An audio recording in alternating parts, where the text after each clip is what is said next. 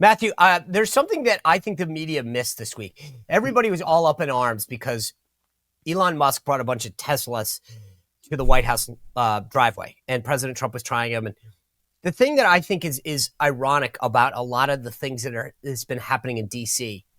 is Democrats shun Republicans or conservatives, and then it comes full circle.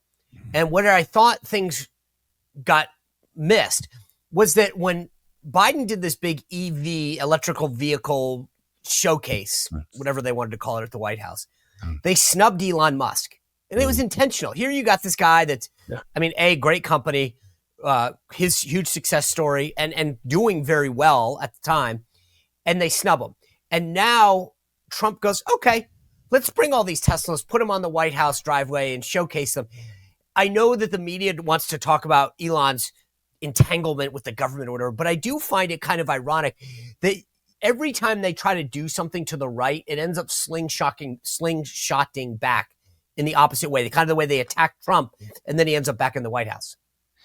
I think that's because the audience knows how hypocritical these people are now, so it does slingshot back because just think about the world's historical hypocrisy, arrogance, and stupidity of what they did with Elon Musk, who was the darling of a lot of these people before. The symbol of a Tesla was upper middle class aspiration in liberal society, right? Until not very long ago. And then worked out well for his business in a sense, because then it became sort of a something everyone could afford, everyone wanted, and the brand sort of broadened out. So the idea that the same people who have no problem with the entanglements of the Biden family with China or foreign nations, never mind the sort of products and services that have been force-fed to Americans with political alignment to the left for the last decade, are all of a sudden going to be up in arms about Teslas at the White House is ridiculous. And it's not just ridiculous to people on the right. It's ridiculous to normal people sort of who weren't paying attention in the middle. Like, Elon's cool. He has the Teslas. Like, who cares? No one cares, because we've seen this go on for a long time. No one was complaining when Google was in the White House with Obama. No one was complaining with any of these other. So I think people are over that. And in a way, the left, they have their own selves to blame because they've been doing this for years. It feels like, Sean, when Sheryl Crow went out there and sold her Tesla and she's like, I'm going to donate the money to NPR. Okay, we need to normalize that, right? One, liberals can start getting rid of their Teslas, and then all the conservatives, like to Matt's point, it's going to be cool now. Like, this is a bigger audience at this point in time. It's not just the, I'm going to save the environment, I'm going to do it for the Green New Deal crowd. No, and you know what? You should be the ones that are funding NPR. We shouldn't have to care about this at the government level anymore. Forget it. Like, there's a new way of doing things now. Yeah. I would also add that these Democrats are just kind of irreparably broken by this point by Donald Trump, because you see that not just in the way that they react to anything Elon Musk does regarding Tesla, but also with their reaction to Doge. I mean, their entire reaction to this has been hysterical. I mean, imagine telling your constituents, I hate the fact that there is a team working to make sure that your tax dollars are going to good use. And yet that is what the Democrats continue to do since Donald Trump has been elected. It is so incredibly wild to me to see them doubling down on the same antics that got Donald Trump the mandate, shout out to Jill's show, that got Donald Trump the mandate in the first place. I mean, they are just so irreparably broken by this point. There's no average American that is listening to them going like, oh, we should trust these people again. Sarah, I got to be honest with you. I think these silly, pathetic TikTok dances have an audience. I mean, when you push back and you dance and call yourself the Rizzler, as Rosa DeLauro did, there's a constituency for that. I mean, they are definitely owning the moron vote. And I think that's, you never know how big that is. You never know going Fair. in. Fair. There's an element, to be honest with you. There was a story out. Let me just find this, because I find this is what, to your point, the dances, all this kind of stuff, like, right, was, to me, insane. And then there's a story that comes out, and it says that basically they're going back to Bernie Sanders. He's become the default. It's like, okay, we tried the dances, we tried the other stuff, so let's go back to Bernie. And there's this story out about how he's getting these massive crowds and they want to default to Bernie Sanders. And I'm like, oh my God, like that's so bad. I mean, I don't even know what the analogy is, Matthew, but it's like when you're like, your team is losing and you're like, all right, go get the 78-year-old. We'll bring him in. And then like no one in their right mind would be like, that's a good idea. I'm once again asking you to pull me out of the closet and once again let me come and rescue you again. Look, Bernie Sanders, he doesn't work anymore because he's been discredited so many times. Yeah. I mean, we know people who wanted to like Bernie Sanders who became Trump fans in the media. I mean, you had people like Joe Rogan and others like flirting with. He's done. How about in the Trump administration, Matt? This is a guy who has been basically retired. Like he's been retired from his role to be trotted out and then used by the left multiple times. So it just goes to show they don't have anyone. Okay, wait. Hold on, real quick. You're getting me thinking, Matthew. Real quick. Does Bernie Sanders run again? Do you think that, like in this election in 2020, he goes, "I think I am the answer that the Democratic Party is looking for"? I just wonder. I wonder if he runs again. Do you guys who thinks he runs? I don't. I mean, what else do they have? If he wants it, and this is all they want is power, then who's he gonna run against? Okay, well, I got an answer for you, Jill. This is a story that came out this week. Senator Adam Schiff's, quote, all of the above approach to social media is starting to pay off. Democrats are in the wilderness and admit they need a new media strategy. Schiff has embraced it all, from TikTok to YouTube, X, and Blue Sky. We need to make sure people hear our message and we're not just talking to the same people over and over again, says Schiff. This is the bottom of the barrel where you're like, all right, Sanders, or what about this Schiff guy? He's been discredited, but he's younger. This is so bad. If this is all that they have on the left, this is so bad. And like to go back to like your dancing videos and all that, like Jasmine Crockett, she's here in Dallas. She's trying to make herself a huge star right now because she sees like, oh, AOC's not doing that much. So they all see this is the time. And literally, if Adam Schiff is the best that you can do, we're doing okay, you guys. We're doing just fine. I'm gonna go ahead and disagree for a moment. I want to speak directly to Jasmine Crockett, Bernie Sanders, Adam Schiff, and also Kamala Harris. I think you should run. I really think you should run. Please, you will do so well. I think you have such a shot, and I think you can do it. Please run. That's my message to them. Sarah, I want to endorse Sarah's message. Yeah, we saw Kamala Harris talking about Doritos and Uber Eats this week, right? It was J.D. Vance that was like, here's what we need to do. We need to get the illegals out, and we're going to have affordable housing again, math, right? And he's like giving a very coherent speech. And then we switched over to Kamala Harris, and she's like, so I'm okay with everybody knowing that I want Doritos, and Uber Eats is just going to know all that info, and they're going to have all my data, and that's just fine. And I'm like, this woman, they held same job. They are both vice presidents of the United States, back to back. And she tried to take over the top job, and this is what they have. I mean, Sarah, you do have a point. I mean, it's going to be easier to beat them if this is what they have. I don't know what you're talking about, Jill. It would be very hard to beat them. They are very formidable. Yes. I mean, look, the problem they have is, by the way, when we rolled that clip of Kamala the other day. So we did DoorDash because I wanted Doritos. And the red carpet part was about to start. Nobody wanted to leave to go to the grocery store. So it was DoorDash. And I'm thinking about this, so I was willing to give up whatever might be the tracking of Kamala Harris's particular fondness for nacho cheese Doritos for the sake of getting a big bag of Doritos as I watched the Oscars. I hadn't seen it yet. I saw it live, and my brains were, I could feel the brain cells popping and fizzling in my frontal lobe. I was dumber for having watched that clip. The problem that they have is that no one knows how to respond yet. They don't know what the proper response is. So you're not going to get the A-listers. They're right now, the A-listers are doing this, sir.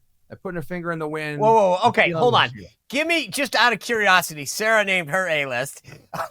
Matthew, give me like an A- list or a B+, because I don't see it. Well, here's the thing that you can't compose that. It's going to take 2 years, I would predict, until you actually find. No, I reviewers. think their A-list hasn't been born yet. Yes, I agree with you. I agree with you. But what you can see is people like, dare we say it, the governor of a state that I used to live in, and I'm thankful I don't anymore, on the West Coast, changing things up a little bit or experimenting with this. And I think you're right. We haven't seen those leaders. It'll take 2 years. But in the meantime, anyone who is credible and has talent, they're not going to stick their neck out there with these losers. They're going to wait to see how things develop. Yeah, I'm honestly though, I'm with, like, there is a level of patheticness that I mean, I actually love a good fight. I want us to mix it up and to win. I want to see JD, like, at some point, like, I don't think this is fair. I do think this is going to be like high school, when you're like at recess, or probably in junior high or middle school or whatever, when you do like the you play wiffle ball and it starts to be like 20-0 and you're like, all right, I need Sarah, you're on the other team now. Matthew, you're stick with us. Jill, you go. I mean, like, you mix the teams back up because it's just so lopsided. Like, at some point, we're gonna have to send some folks over just to help them. But Sean, this is why they went through and they tried, because they saw JD Vance and they saw what he was capable of. They knew, and that's why they came out and said, "Oh, you know what, guys? JD Vance is weird. You better not even mess with him. He's just weird." And now you see he is a cultural phenomenon. All the memes are going on. He is embracing it. He even put one out himself. Like, if you're a young man in this country and you're at all on social media, you're like, you know what? I can get behind this guy. He seems like a pretty normal, cool guy. And what does the left have to counter that, right? Like the Jasmine Crockett dances? Is this is what you're putting up? This is how you're fighting it? Or Bernie Sanders? Okay, good luck. There's two things. One, I as I was thinking about this, their A-list comes over. Bobby Kennedy, Tulsi Gabbard, they're like, screw it. We're coming over to your team. Like, we don't want it. We're not sticking around.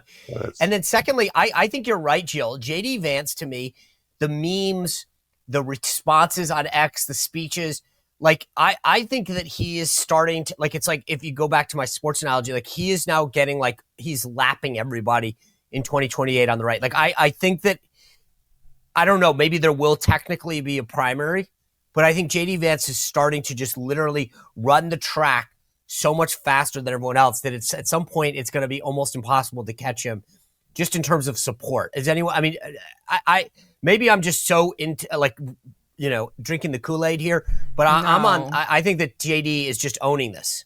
Yeah, it's not just you, Sean. He's good. very clearly has already demonstrated, in my opinion, has already demonstrated that he would be fit for the successor to the America First agenda. He's just masterful at everything that he touches. I mean, the Zelensky meeting as well was just like, holy cow, this guy has what it takes. So as long as he continues demonstrating that, I just don't see anyone even holding a candle to him. And let me say, I mean, I remember being skeptical of JD Vance. He came around when I was at the Claremont Institute, and he was trying to prove his bona fides. He was trying to say, I was against Trump, now I'm for Trump.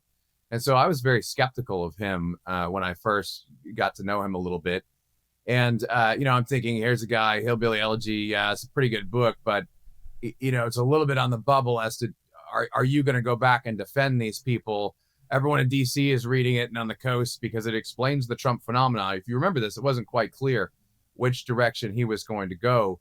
And I have to say, at the time and ever since, he was absolutely, he blew you away. I mean, he had a great, straightforward explanation of, how he had changed and how he was going to get Trump's endorsement. And from that time on, I said, this guy is a star. And it was hilarious when they said the weird thing. I said at the time, like, you go ahead and call JD Vance weird and see how that works out for you. While running Tim Walz as your VP. Yeah, Sean, exactly. I used to work in the sports world as a sports reporter, so I'll throw this out there. Like, it feels like what the Democrats are doing is they're just getting somebody off the bench, right? Like, their quarterback is injured. It's like we have to wheel out Vinny Testaverde or something, right? Like, bring somebody out that we have nothing.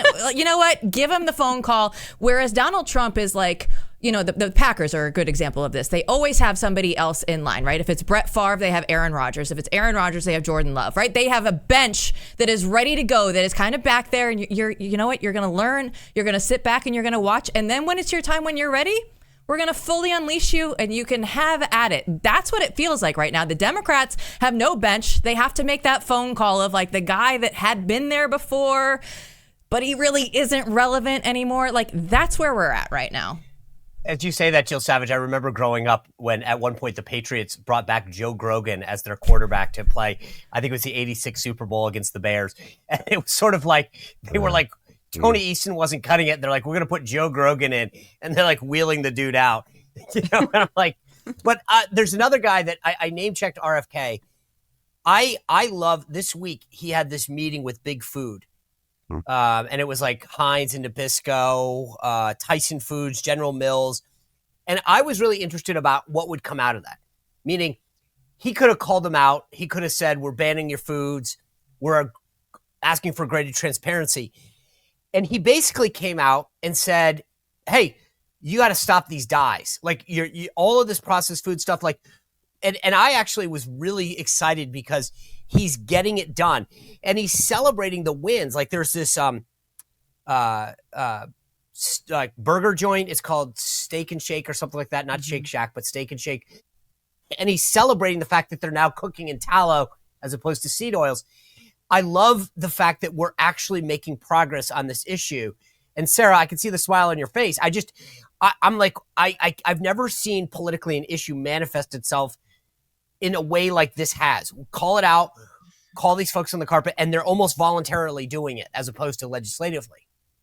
Yeah, well, I mean, that's because Donald Trump decided to bring a bunch of disruptors to the system in rather than continuing the same system that has been poisoning Americans. You talk about RFK's role, that has been poisoning Americans for decades now. I mean, you have the FDA and the CDC who have completely abdicated their responsibilities. They didn't care at all that all of these dyes, that all of these additives, that all of these chemicals were allowed into our foods for decades. Chemicals that are not allowed in Europe, in Korea, in all of these other places that have done the same studies that we've done, by the way, the same studies that we've done that have determined that there are certain carcinogens that we still allow to this day in our foods, including some of these dyes. And RFK is the guy to know this stuff. He has dedicated decades of his life to trying to help with this, mostly for our children. And you see that smile on my face, Sean, because this is an issue that I am so passionate about. Because I know it is. That's why I'm saying I know you've had a great wellness journey.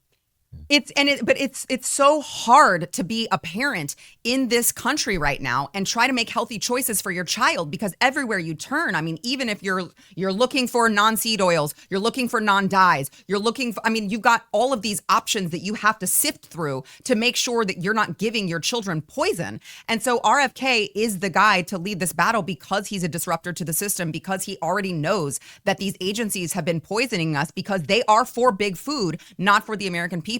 And so I am so excited to see what he has to do. One little quick tidbit for you guys. The red dye number 3 that the Biden administration banned in like the 11th hour, it actually was banned in cosmetic products 30 something years ago. They left it in food because the maraschino cherry industry said that they really needed that dye to make their cherries neon red. And so they decided to take the side of the maraschino cherry industry rather than removing a carcinogen from foods for the American people. RFK knows this, and he is ready to root it out, and I am really excited about it. By the way, I saw this video. You think about things that you don't know. I watched this video the other day on canola oil, which is actually from Canada oil. I mean, like, I was like, holy smokes, I had no idea of the origins of canola oil. I'll try to put that in the show link at some point. Matthew Peterson, you name-checked Gavin Newsom to some degree a little bit ago, and I want to introduce like a new little segment called Would You? Gavin has been doing this interview, this podcast, and he had Charlie Kirk, he's had Steve Bannon on now. So I'm going to ask you guys individually. You all host shows. Would you have Gavin Newsom on your show? Matthew Peterson. Oh, absolutely. Jill Savage. Oh, wait, go ahead. Okay. Yeah, Jill Savage, would you have Gavin Newsom on? Of course. I want to see the full transition that he's trying to show right now. Okay, Sara Gonzales, does he go on unfiltered with you? Yes, but only after I have my staff make sure to bring all of the receipts, because I know that he would try to lie and we would need to show receipts on that. All right. We talked about Adam Schiff, Matthew Peterson, Adam Schiff. Do you have him on your show? That's a tough one. I'd like to see him in jail. I'd like to see him behind bars. So maybe if we digitally added those while he was on there, that would be good. Look, I'm in favor of having anyone on, but with Newsom, it'd be more like, please parade around Peacock and let's see what you're doing. With Schiff, it's more, I would feel the burden of putting him behind bars, like on the show, Yeah, I want to hold that dude accountable for the lies. Jill Savage, Adam Schiff, you have him on? Yeah, I love that MP wants to be his one phone call there from behind bars. I don't know. I think at this point it would be a much different interview, like he's saying. Like if we're having him on just to grill him, but I don't need to know his overall thoughts. We already know that. And he's not trying to change his mind, so it's not interesting. Sara Gonzales, Adam Schiff? No, he has too much of a punchable face for me, and I would be nervous of what I would do, and I don't want to go to end up jail. in jail. I want him to go to jail. Matthew would have to bail you out. How about exactly. AOC? I want him to. AOC. Yes, because I would love nothing more than to horribly embarrass her. So I'm totally in for that. Matthew Peterson. I want that to be in a informal setting. I think we should bring her out to the local restaurant Monaco for a drink and have the cameras there. And I don't really want to know what she thinks about politics. I want to talk to her about lifestyle and culture. You mean you want to maybe get some drink recommendations as a bartender? She could tell you what drinks work well. And is she making the drink at Monaco, Matt? No, because they make my own martini there that I like. But what I want to do is just get her sense. I think she's fascinating as a star.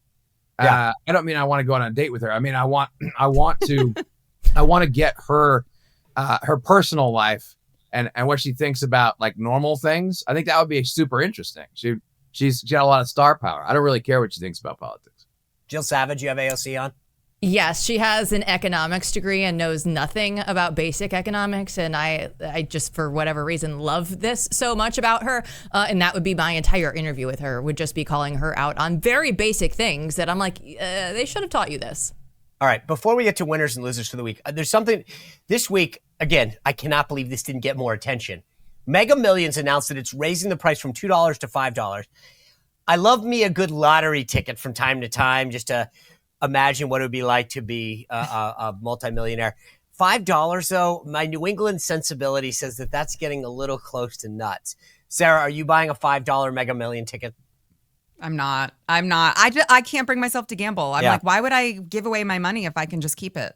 Okay. Because you can't dream of what it would be like to win $500 million for 30 seconds. Yeah. Matthew Peterson, $5. There's no way. I mean, I just figure when I buy a lottery ticket, I'm supporting the awful states too. Like, this is all going to someone's McMansion somewhere, right. In some lame upper middle class neighborhood where all the houses look the same. I mean, it's disgusting, and I don't think we should be doing it anymore. All right, Jill Savage, are you going to be the one person who wants to buy a Mega Millions ticket? No chance. I think that I've purchased like 2 lottery tickets in my life, and that was I like the love buying Powerball lottery when they tickets. got to like the huge Right. billions, like whatever the all-time highs were. That's the only time that I've ever participated. And I was like, you know what? That's worth it just to throw a couple bucks at it. All right, real quick, let's go through winners and the losers of the week. Sarah, who's your winner? Who's your loser? My winner is Sean Spicer for getting the Blaze extravaganza today. Oh, I thought there were other reasons, but I'll take that. Who's your loser? My loser is the globalists for all of the work that Donald Trump has done rather quickly on trying to find peace for Ukraine and Russia. Fair enough. Matthew Peterson, winner and loser. The winner is the Trump administration for getting the CR through. I mean, as they have, they really did a good job, shepherding this through so that there was no real debate other than Massey's protest vote. And that was actually fairly impressive that they're still moving with that kind of momentum and using it in an organized way.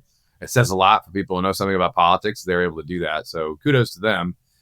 Losers, I still have to go back to this ongoing JD Vance meme thing.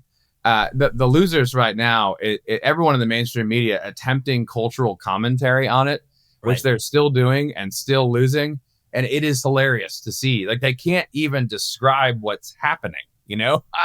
So I'm still marveling at that loss, and straight into my veins. It energizes me, Sean. Okay. Jill Savage, who's your winner and loser?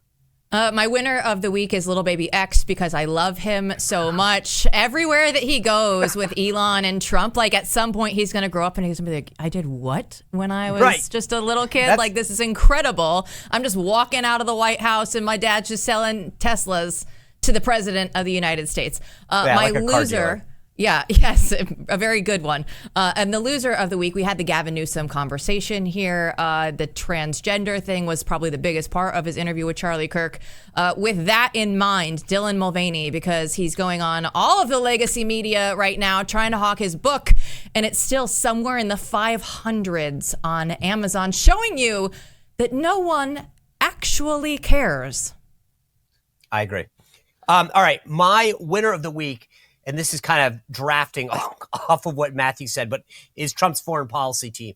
I think they did a fantastic job in Ukraine getting this to a peace despite all the media and leftist narrative. My loser of the week, and please take this in context, folks, is Ireland. Now, when people say that, they wonder why on the heels of St. Patrick's Day, and I just got to be clear.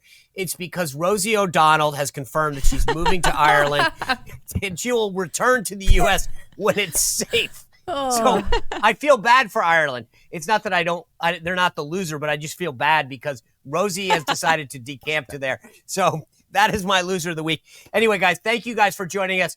Glenn, let me know your recommendation.